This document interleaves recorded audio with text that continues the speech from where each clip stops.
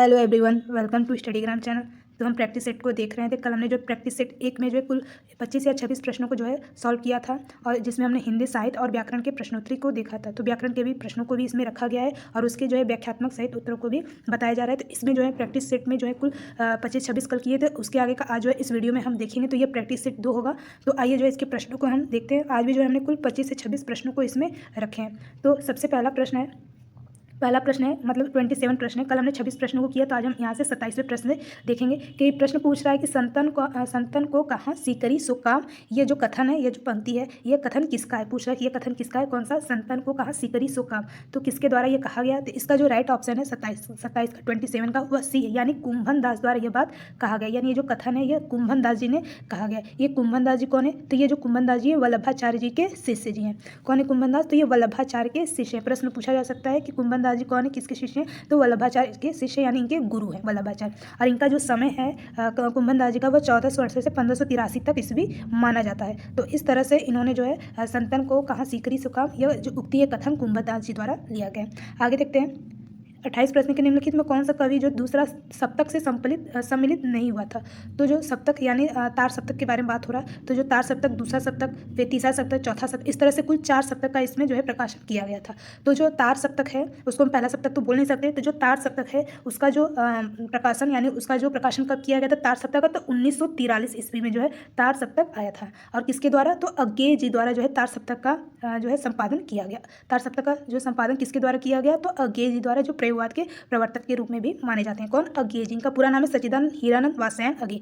तो जो तार सप्तक का जो प्रकाशन है वो अज्ञेय जी द्वारा 1943 में किया गया। तो इसमें पूछा कौन सा कवि इसमें है जो दूसरा सप्तक से सम्मिलित नहीं है? तो दूसरा सप्तक कौन सम्मिलित नहीं है? तो मुक्ति बोध जी जो है दूसरे सप्तक के अंतर्गत नहीं आएंगे। और दूसरा सप्तक आया था कब? 1951 ईस्वी में दूसरा सप्तक का प्रकाशन हुआ था, जिसमें मुक्ति बोध जी सम्मिलित नहीं है। तो बाकी भवानी प्रसाद मिश्र भी, शंकुत माथुर भी और शमशेर बहादुर सिंह जो है दूसरे सप्तक के अंतर्गत आएंगे। किंतु 28 का जो सम्मिलित नहीं पूछा कौन से नहीं है, तो मुक्ति बोध जी नहीं है। अगला प्रश्न देखते हैं, निम्नलिखित में कौन सा काव्य ग्रंथ नहीं है? 29वां प्रश्न में कौन सा काव्य ग्रंथ नहीं है, तो कौन सा इसमें नहीं होगा? तो इसका जो सही ऑप्शन है वह होगा कौन सा? तो रसज्ञ रंजन जो है वह काव्य ग्रंथ नहीं है। बाकी वैदेही वनवास है, पथिक भी है, भारत भारती। जो रसज्ञ रंजन है महावीर प्रसाद द्विवेदी द्वारा, यह कोई काव्य ग्रंथ नहीं है। ये गद्य विधा से लिया गया है रसज्ञ रंजन, तो ये गद्य द्वारा है, न कि काव्य द्वारा है। तो इसलिए ऑप्शन सी इसका बिल्कुल सही होगा। किंतु वैदेही वनवास देखते हैं किसका है, तो हरियों जी का है। किसका है? हरियों जी का। पथिक जो है जयशंकर प्रसाद जी का है। किसका है? तो जयशंकर प्रसाद जी का यह पथिक है।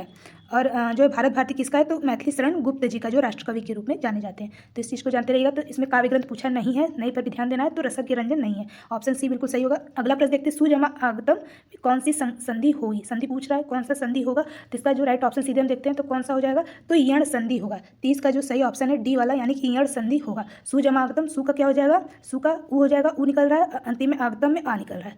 तो उ का किस में बदलना? तो उ का व में बदल जाता है, तो व का क्या हो जाएगा? आ हो जाएगा। तो इस तरह से उ का व में परिवर्तन, तो स्वागतम हो जाएगा। तो स्वागतम में यण संधि लग जाएगा। और जब हम स्वागतम लिखते हैं तो जो आधा स रहेगा वो अधूरा यानी आधा वर्ण हो जाता है। जब हम स्वागत लिखते हैं तो क्या हो जाता है? आधा हो जाता है। तो जब आधा हो जाएगा तो यह यण संधि के अंतर्गत आएगा। अगला प्रश्न देखते हैं कि जय पराजय में समास पूछा है, कौन सा समास होगा जय पराजय में? अव्ययी है, द्वंद्व, बहुव्रीहि या फिर द्विगु समास। तो जय पराजय, पराजय मतलब हार होता है, तो जय पराजय इसका अपोजिट भी हो जाएगा, यानी विलोम भी होगा। तो विलोम जैसे शब्दों का प्रयोग और योजक चिन्ह जैसे शब्दों का प्रयोग किसमें होता है? द्वंद्व समास में होता है। द्वंद्व समास में जो दोनों पद होते हैं वो कैसे होते हैं? प्रधान होते हैं, यानी मुख्य, यानी जय भी प्रधान मुख्य और पराजय भी मुख्य है। तो इस तरह से इसमें सी वाला ऑप्शन बिल्कुल सही होगा। अगला प्रश्न देखते हैं कि आचार्य रामचंद्र शुक्ल ने रीतिकाल का प्रवर्तक जो आचार्य किसे माना है? तो रामचंद्र शुक्ल ने रीतिकाल का प्रवर्तक पूछें किस आचार्य को मानते हैं? तो इसका जो 32 का सही ऑप्शन क्या है? तो सी, यानी चिंतामणि जी को मानते हैं। किसको मानते हैं? रामचंद्र शुक्ल जी प्रवर्तक रीतिकाल के, तो चिंतामणि को जो है मानते हैं। तो इसका सही ऑप्शन जो होगा सी वाला सही है। अगला प्रश्न देखते हैं कि निम्नलिखित शब्दों में पुल्लिंग शब्द का चयन करना, कौन सा इसमें शब्द पुल्लिंग है? तो 33 का जो सही ऑप्शन है वह ए वाला होगा। ए वाला मतलब सूचीपत्र जो शब्द है ये कैसा शब्द है? तो पुल्लिंग शब्द है, यानी सूचीपत्र आया, तो आया लगा है, तो यहाँ पर पुल्लिंग शब्द है। किताब खुल गई, किताब फट गई, तो ये जो स्त्री जाति का बोध रहा है, इसलिए स्त्रीलिंग। गंगा चौड़ी नदी है, तो जैसे स्त्री का बोध, स्त्री जाति का बोध हो रहा है, तो स्त्रीलिंग। संसद में सभी लोग बैठे हैं, तो संसद की स्थापना की गई, तो संसद बहुत बड़ी है, तो इस तरह से इसमें स्त्री जाति को कहीं ना कहीं बोध हो रहा है संसद में भी। किंतु सूचीपत्र जो है आपका पूरी तरह से जो है पुल्लिंग शब्द इसका है, तो इस तरह से इसका जो राइट ऑप्शन होगा ए वाला होगा। अगला प्रश्न देखते हैं, तुलसीदास जी ने रामचरितमानस की रचना किस संवत में की थी? 34 का जो सही ऑप्शन है, यानी तुलसीदास जी ने रामचरितमानस की जो है रचना कब की थी?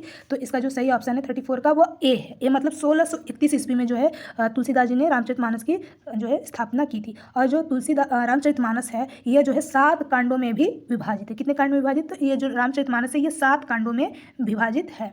और पहला कांड कौन सा है? तो अयोध्या कांड है। पहला जो कांड है वो कौन सा है? तो अयोध्या कांड है। तो इस तरह से जो है इसमें कुल 7 कांड विभाजित, पहला कांड अयोध्या कांड है और अंतिम कांड जो है उत्तर कांड है। तो इस तरह से कुल 7 कांड है। आगे देखते हैं। अगला प्रश्न है कि लोग है लागी कवित्व बनावत, मोहित मेरे कवित्व बनावत। यह जो काव्य पंक्ति के रचयिता का नाम पूछा कौन है? यानी जो काव्य पंक्तियां दी गई है ये किसने कहा है, किसका कथन है, किसकी उक्ति है? तो 35 का जो राइट ऑप्शन है 35 का वह ए है। ए मतलब आलम जी का है। लोग है लागी कवित्व बनावत, तो 35 का जो राइट ऑप्शन है वह ए है। तो इसमें ए वाला सही होगा। अगला प्रश्न देखते हैं। जूही की कली कविता को किस संपादक ने अपने पत्र में बिना प्रकाशित किए वापस कर दिया था? तो किसने जो है जूही की कली, पहले जानते हैं ये जूही की कली है किसका? तो जूही की कली जो है ये कविता किसकी है, रचना काव्य कृति किसकी है? तो निराला जी की। यानी निराला कौन? सूर्यकांत त्रिपाठी निराला जी की यह काव्य कृति है जूही की कली। तो जो जूही की कली में जो है कुछ ऐसे अशब्द जैसे शब्दों का भी इसमें कविता में प्रयोग किया गया था। तो इसका जो है प्रकाशन किए बिना इसको वापस कर दिया। तो किस व्यक्ति ने किया था, किस साहित्यकार ने किया था? तो इसका जो राइट ऑप्शन है वह सी, महावीर प्रसाद द्विवेदी जी ने इसे जो है अभद्र कहकर इसको वापस कर दिया। तो निराला जी की ये जो कविता थी, जो इसका जो प्रकाशन था, इन्होंने इसको छापने से मना कर दिया। तो महावीर प्रसाद द्विवेदी जो है सही ऑप्शन होगा। अगला प्रश्न देखते हैं। चौथा सप्तक का संकलित कवित्री पूछ रहा है। तो कुल 4 सप्तक हमने अभी बताया। तो चौथा सप्तक का कौन संकलित कवित्री है? तो 37 का जो सही ऑप्शन है 37 का वह बी है, यानी कि सुमन राजे। सुमक नहीं होगा, यहाँ पर हो जाएगा सुमन राजे। सुमन राजे जो है वो चौथा सप्तक के संकलित कवित्री हैं। तो इसका सही ऑप्शन बी वाला होगा। अगला प्रश्न देखते हैं। रामचंद्र शुक्ल द्वारा लिखित 11 वर्ष का समय किस विधा की रचना है? 11 वर्ष का समय पूछ रहा है, किसका है? तो ये रामचंद्र शुक्ल का, ये बात जानते रहिएगा। अब पूछा ये कौन सी विधा की रचना है, विधा पूछ रहा है। तो विधा देख लेते हैं। इसका ऑप्शन जो होगा इधर है कि रामचंद्र शुक्ल का जो लिखित 11 वर्ष का समय वह क्या है, कौन सी विधा से लिया गया? तो जो 38 का सही ऑप्शन है 38 का वह ए वाला है, यानी कि यह कहानी है। क्या है? 11 वर्ष का समय कौन सी विधा है? तो 11 वर्ष का समय जो है कहानी विधा से लिया गया, रामचंद्र शुक्ल जी का है। तो 38 का जो सही ऑप्शन क्या है? तो ए वाला होगा। मतलब और ये जो 11 वर्ष का समय है तो ये लिखा कब गया है? 11 वर्ष का समय तो लिखा गया 1903 ईस्वी में जो है रामचंद्र शुक्ल द्वारा जो है पहली कहानी लिखी गई। तो ये 1903 में लिखा गया। और यह कहाँ छापा है, कौन सी पत्रिका में? तो महावीर प्रसाद द्विवेदी की जो सरस्वती पत्रिका थी उसमें इसका जो है प्रकाशन किया गया। किसमें? तो सरस्वती प्रकाशन में इस पत्रिका का, इस कहानी का, पत्रिका का प्रकाशन किया गया। तो इसका जो सही ऑप्शन है वो ए है। तो हमने जाना कि जो 11 वर्ष का समय वो 1903 में लिखा गया। और किस पत्रिका में छापा? तो सरस्वती के संपादक उस समय कौन थे? तो महावीर प्रसाद द्विवेदी। कुछ बातों को तब इस तरह से जानते रहिएगा। अगला प्रश्न देखते हैं। 39 सैयद इब्राहिम का कवि किस नाम, यानी जो उपनाम दिया है ये सैयद इब्राहिम जो है किसी का नाम, किसी कवि का नाम है। तो ये पूछा कौन से कवि हैं, जान कवि, आलम, रसखान, या कोई नहीं। तो इसका जो सही ऑप्शन देखते हैं 39 का 38 का, तो इसका सी ऑप्शन बिल्कुल सही होगा। तो जो रसखान है इसके उपनाम यानी इनका मूल नाम बोल सकते हैं कौन है? तो सैयद इब्राहिम जी हैं। इनका पूरा नाम भी बोल सकते हैं कि सैयद इब्राहिम थे। इनकी प्रमुख रचनाएं भी हैं, जैसे सुजान रसखान है, प्रेम वाटिका है, दान लीला है, अष्टायाम है। तो इनकी जो है कुछ प्रमुख रचनाएं हैं। आगे देखते हैं। 40 का निम्नलिखित में किस उपन्यास का कथानक भारत पाकिस्तान के विभाजन यानी बंटवारा पर आधारित नहीं है? पूछा कौन सा नहीं है जो भारत पाकिस्तान के विभाजन, कौन सा उपन्यास है कि वह नहीं है? तो जो 40 का सही ऑप्शन है वह डी जो है कर्मभूमि जो नहीं। और ये कर्मभूमि किसका है? तो प्रेमचंद जी का है। किसका है? तो प्रेमचंद जी का यह जो है उपन्यास है, प्रेमचंद जी का उपन्यास है। तो इनका ये भारत पाकिस्तान पर आधारित नहीं है। बाकी देख लेते कौन कौन सा है। तो झूठा सच भी है, झूठा सच है, तमस भी है और आधा गाँव भी है। तो ये सब जो है भारत पाकिस्तान पर आधारित है। 40 का इस तरह से सही ऑप्शन क्या हो जाएगा? डी वाला होगा। अगला प्रश्न देखते हैं। निम्नलिखित में लोकोक्ति चुनी। पूछ रहा है कौन का इसमें जो है कौन सा इसमें ऑप्शन में लोकोक्ति है? एक लोकोक्ति होगा और बाकी 3 जो होंगे मुहावरे होंगे।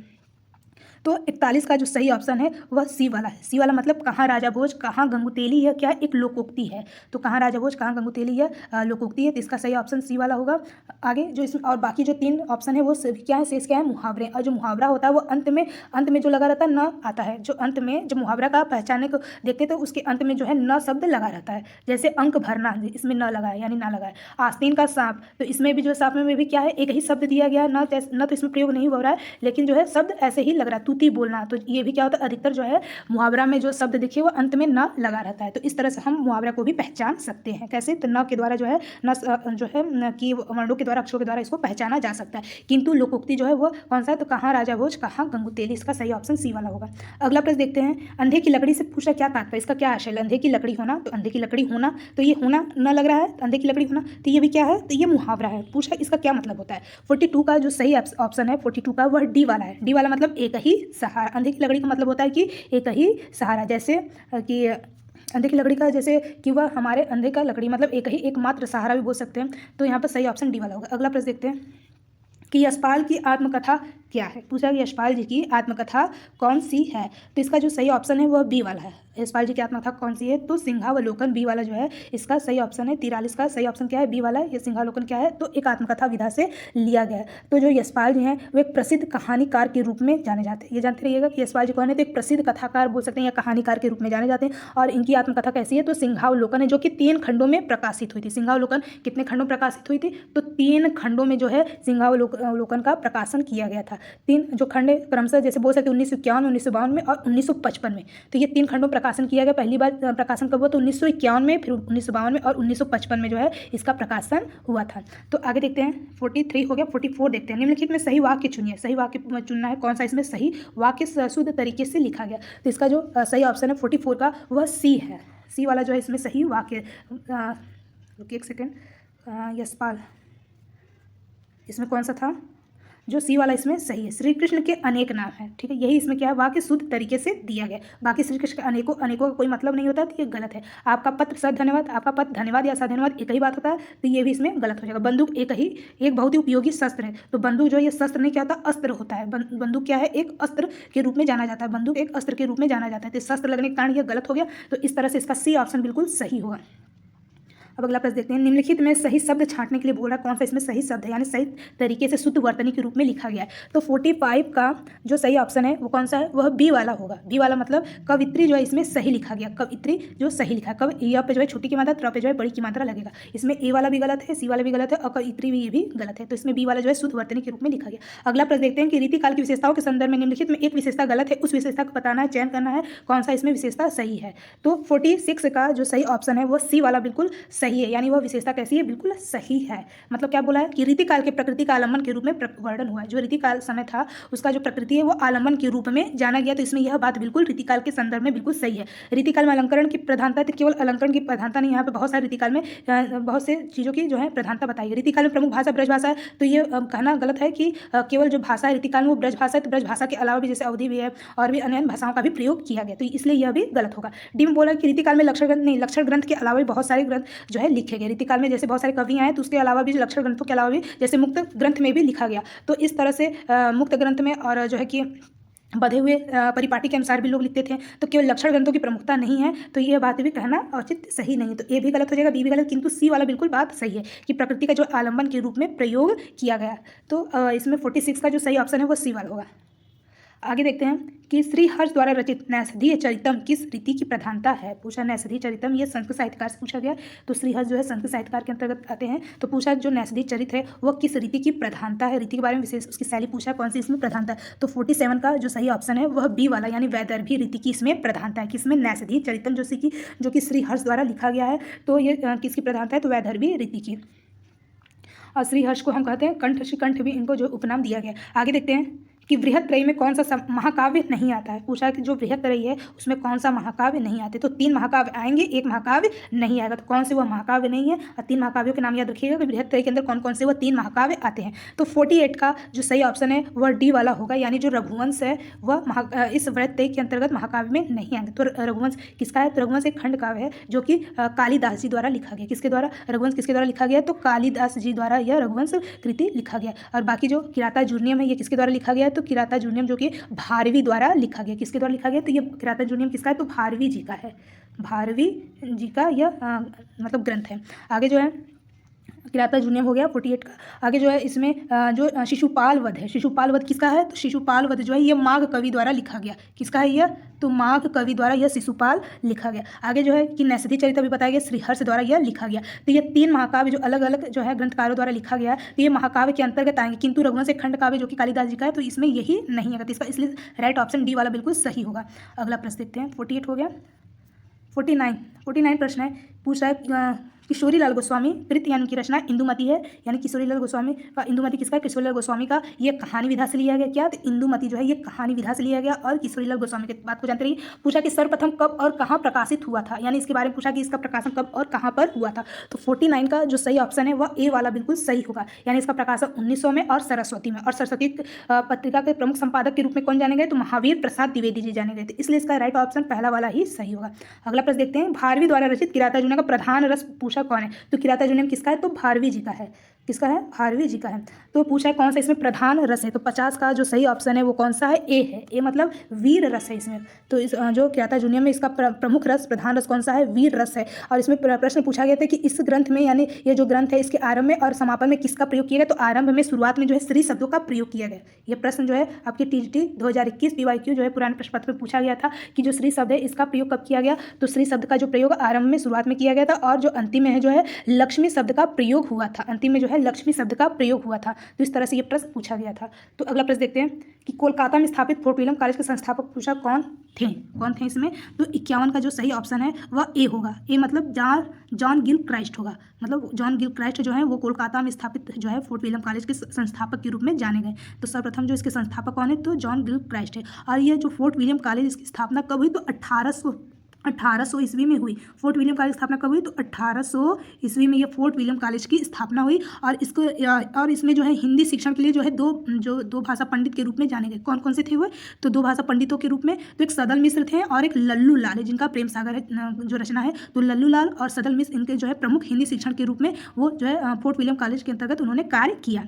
तो संस्थापक के रूप में कौन है? गिलक्राइस्ट। इसकी स्थापना 1800 में। ये बात जानते रहेगा। अगला प्रश्न देखते हैं। उज्ज्वल शब्द का सही संधि विच्छेद पूछा क्या होगा? तो उज्ज्वल का सही संधि विच्छेद तो 52 का 52 का जो सही ऑप्शन है वह सी वाला होगा। सी वाला मतलब क्या होगा? उज्ज्वल मतलब उत जमा ज्वल, यानी जो ये त में बदल जाएगा। जो आधा जो है वो किस में बदल जाएगा? आधा त में बदल जाएगा, और जो आधा है वो उसी तरह से रहेगा।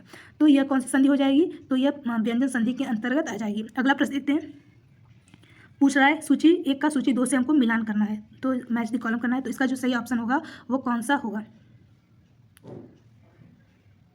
53 का जो सही ऑप्शन है वह डी वाला होगा। डी वाला मतलब सीधे हम इसको मिला लेते हैं। तो पहले देख लेते हैं। तो जो लट लकार है, लट लकार किसके अंतर्गत आता है? तो लट लकार जो है वर्तमान काल के अंतर्गत आता है। और जो लोट लकार है वो किसके अंतर्गत आता है? तो लोट लकार जो आज्ञार्थक के रूप में जाना जाता है। और लंग लकार जो है वो भूतकाल के रूप में जाना जाता है। और लिट लकार जो है भविष्यत काल के रूप में जाना जाता है। तो इस तरह से इसका यह मैच हो गया। अगला प्रश्न देखते हैं। अबलो नसानी अबन नैसे हो पद के रचयिता पूछ रहा कौन है? यानी जो काव्य दिया गया है, ये जो काव्य कृति दिया गया है, तो ये पूछा है कि ये जो काव्य की कथन है, उक्तियाँ हैं, ये किसके द्वारा रचित है? तो अब लो नसानी अब न नसे हो। तो इसका जो राइट ऑप्शन है 54 का 54 का जो सही ऑप्शन है वो सी वाला होगा, यानी ये तुलसीदास जी द्वारा कहा गया है। ये जो पद के रचयिता कौन है, कहने वाले कौन है? तो तुलसीदास जी हैं। तो गोस्वामी तुलसीदास जी हैं। आगे देखते हैं 55 जो है, और ये अंतिम प्रश्न होगा 55। इसमें भी क्या करना है? इसमें भी हमको मिलान करना है, यानी सूची 1 से सूची 2 में मिलान करना है। तो आइए मिलान कर लेते हैं सीधे। तो इसका जो सही ऑप्शन है, ऑप्शन तो इसमें नहीं है, तो इसमें मिलान करना है। तो हम इसका सीधे मिलान करते हैं 55 में। जैसे कालिदास की जो रचना क्या है, तो इसमें देखते हैं कालिदास की कौन सी रचना, कौन सा ग्रंथ है? तो अभिज्ञान शाकुंतलम है। माघ का भी बताया गया था, तो शिशुपाल वधम है। और भवभूति जो है वो क्या है? तो भवभूति का जो है उत्तरराम चरितम है, जो कि करुण रस में इसमें प्रधान है। उत्तरराम चरितम में पूछा गया था कि उत्तरराम चरितम में प्रमुख रस कौन सा है? तो करुण रस है। कौन सा रस है? तो करुण रस है उत्तरराम चरितम में। आगे जो दंडी का वो 10 कुमार चरितम है, दंडी जी द्वारा यह रचित है ग्रंथ। तो इस तरह से इसका ये मैच हमने किया। तो चलिए अभी के लेते हैं। आज हमने प्रैक्टिस सेट में कुल जो है 25-26 प्रश्नों को देखा। आगे कल जो है प्रैक्टिस सेट 3 लेकर आएंगे, जिसमें भी कुल जो बाकी के बचे हुए प्रश्न होंगे। जैसे हम 125 प्रश्नों को लेकर के चल रहे हैं, कुल 125। तो हमने जो है 25-26 प्रश्नों को हम डेली देख रहे हैं, और उसके व्याख्यात्मक प्रश्नों को भी उसके साथ साथ देख रहे हैं कि इसका उत्तर अन्य क्या हो सकता है। तो चलिए अभी के लिए इतना ही। कल जो है ऐसे प्रैक्टिस सेट डेली लेकर के आते रहेंगे। अगर आपने हमारे चैनल को सब्सक्राइब नहीं किया तो उसको कर लीजिए। धन्यवाद। जय हिंद।